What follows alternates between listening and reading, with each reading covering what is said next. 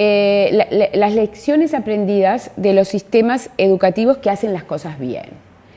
¿Y qué nos dicen? Nos dicen tres cosas. En primer lugar, que esos sistemas educativos consiguen buenos candidatos para ejercer la docencia. En segundo lugar, esos sistemas educativos impulsan una adecuada formación inicial y una adecuada formación continua, un adecuado desarrollo profesional para maestros y profesores. Y en tercer lugar, esos sistemas educativos garantizan un apoyo adecuado para los docentes en su tarea de aula. Si vemos cómo avanzar, es decir, cómo en nuestros países en América Latina podemos avanzar, yo creo que lo primero que tenemos que decir es que hay situaciones que son corregibles a corto plazo, pero obviamente en otras situaciones vamos a requerir de transformaciones a más largo plazo. Por lo tanto, debemos preguntarnos cuáles son las políticas que permitirían tener en nuestros sistemas educativos un número adecuado de maestros y de profesores que sean competentes, que permanezcan motivados y que tengan condiciones adecuadas para un desempeño adecuado a lo largo de su carrera profesional. Y ahí necesariamente llegamos a plantearnos qué significa ser un buen docente y, por lo tanto, cuáles serían los contenidos a impulsar desde una formación inicial para lograr buenos docentes.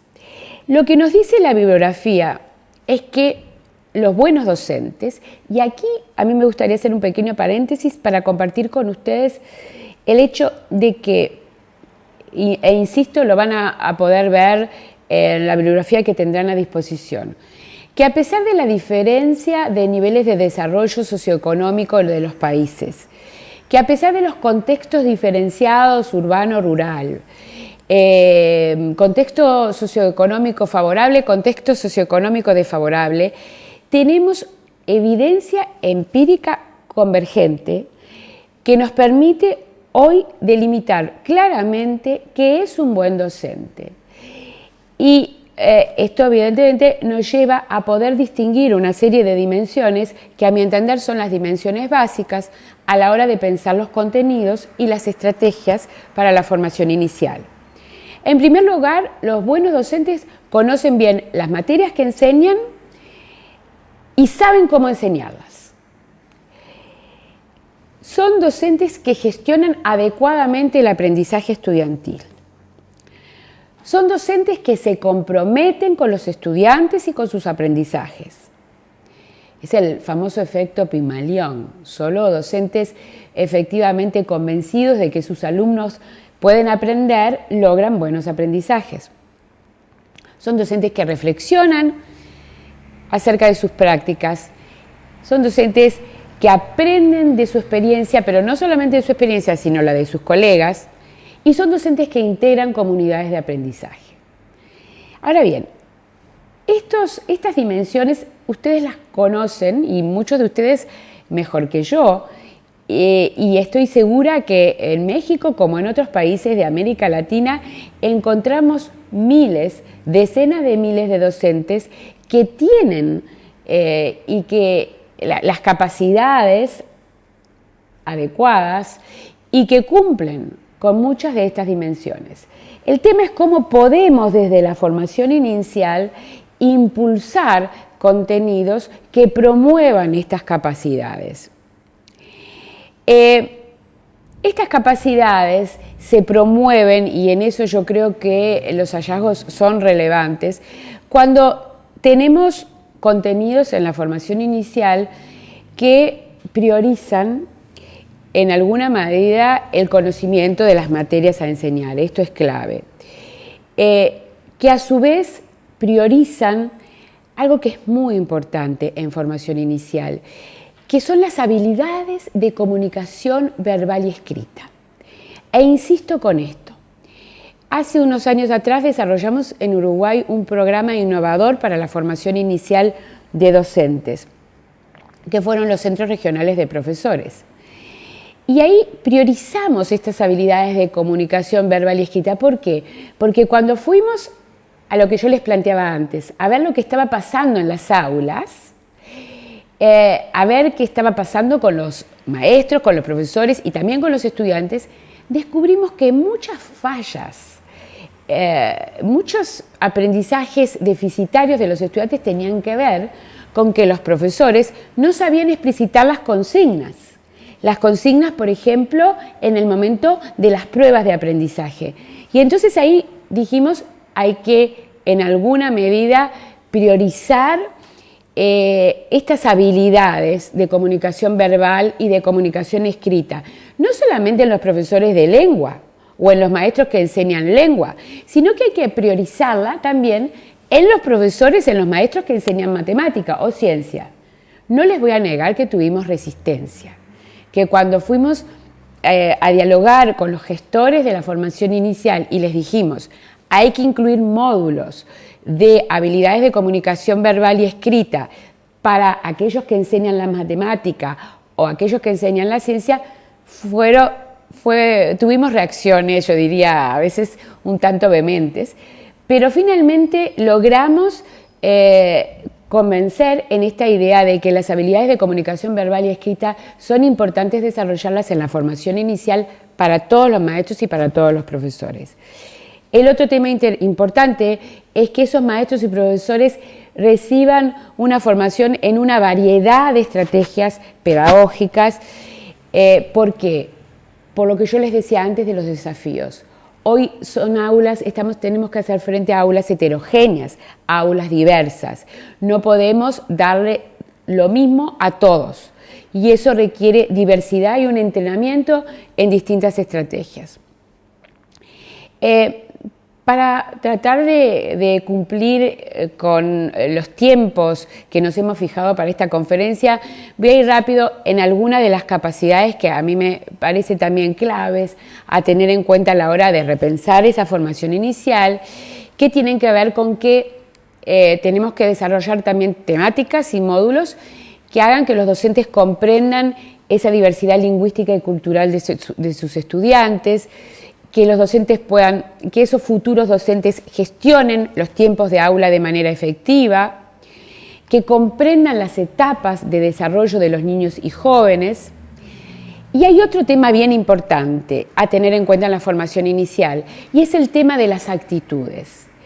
Ese tema de las actitudes está vinculado con algo que otros colegas van a desarrollar, que es con el tema de los formadores.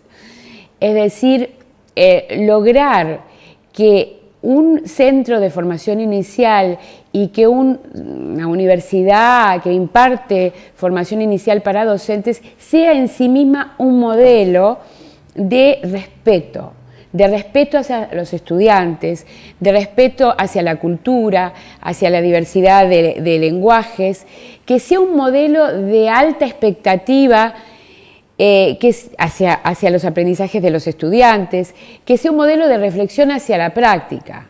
Es decir, ¿qué constatamos? Constatamos que muchas veces un instituto de formación inicial o una universidad es un modelo de lo que no se debe hacer.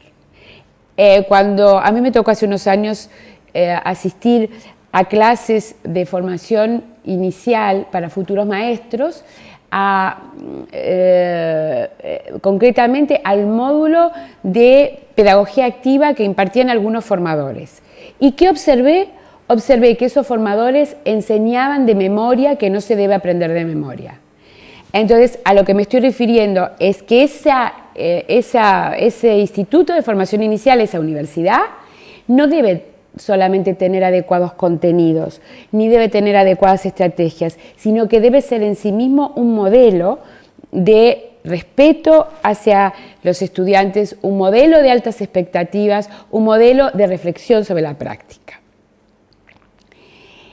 Y permítanme ustedes ahora rápidamente y hacia el final compartir algunas reflexiones también sobre una temática que muchas veces no tenemos en cuenta en la formación inicial de los docentes y que no tenemos en cuenta en términos de estrategia. Y es que pensamos la formación inicial solamente para los docentes. Cuando en América Latina los docentes rápidamente se convierten en directores. ¿Por qué? Porque hay un modelo de carrera que hace que para progresar hay que dejar de hacer lo que uno hace bien, que es enseñar, para pasar a ser director o supervisor. Como eso no va a cambiar de la noche a la mañana, yo estoy planteando que cuando pensemos formación inicial de docentes, pensemos necesariamente también en la función del director y en lo que implica hoy ser director, que tiene que ver también con lo que hoy implica ser docente y en lo que yo llamaría cualidades a desarrollar. Estas cualidades exigen, por un lado, destrezas interpersonales, eso es algo a tener en cuenta en la formación. Hay que generar empatía, preocupación por los otros. Exige capacidad de dirección, es decir, hay que pensar en liderazgo, en desarrollar capacidades de liderazgo, de delegación, de motivación, y exige obviamente destrezas de gestión, exige destrezas de planificación, exige destrezas de negociación y exige uso de las tecnologías, que es algo que tenemos que incorporar. Para terminar, hoy la formación inicial de docentes debe traducirse necesariamente en lo que todos queremos, que es aulas bien organizadas, aulas seguras para los estudiantes, aulas ordenadas, aulas en las cuales se utilice adecuadamente el tiempo, donde se empleen enseñanzas, donde haya empleo de técnicas de enseñanza efectivas, donde haya colaboración, donde haya oportunidades para que los estudiantes se involucren con sus aprendizajes, donde haya una evaluación formativa, donde haya vínculos cálidos y colaborativos, donde haya colaboración entre pares, con los padres, con los miembros de la comunidad. Son todos estos elementos en los que tenemos que necesariamente reflexionar. Y para terminar, yo les decía al principio de esta conferencia que había una serie de desafíos que hoy se estaban planteando y que había que tenerlos en cuenta a la hora de repensar la formación inicial, sus contenidos y sus estrategias. Pero también hay oportunidades y hay grandes oportunidades para repensar esa formación. Para repensar esa formación tenemos que tener en cuenta, en primer lugar, que el eje articulador debe ser el aprendizaje de los estudiantes. En segundo lugar, que el telón de fondo de la formación inicial tiene que ser necesariamente la escuela, los centros educativos. En tercer lugar, que tiene que haber un pilar que sea la resolución colaborativa de problemas, que es lo que hoy demandan los años 2011, los 2012, los 2013 y de ahí en adelante. Que las fuentes de información son múltiples. No podemos recurrir a una sola fuente de información. El mundo de hoy es un mundo diverso en cuanto a fuentes de información. Que la idea de formación inicial necesariamente va de par con la idea de retroalimentación de evaluación formativa. Que cuando pensamos en la formación inicial tenemos que tener en cuenta cuáles son las creencias, cuál es la comprensión que tienen los actores. Y por último, que un proceso de formación inicial denota necesariamente un proceso de cambio en donde intervienen la red de factores que hacen a un cambio exitoso y que tienen que ver con un adecuado diseño, con una adecuada implementación y con un adecuado sostenimiento de los cambios en el tiempo. Muchas gracias a todos.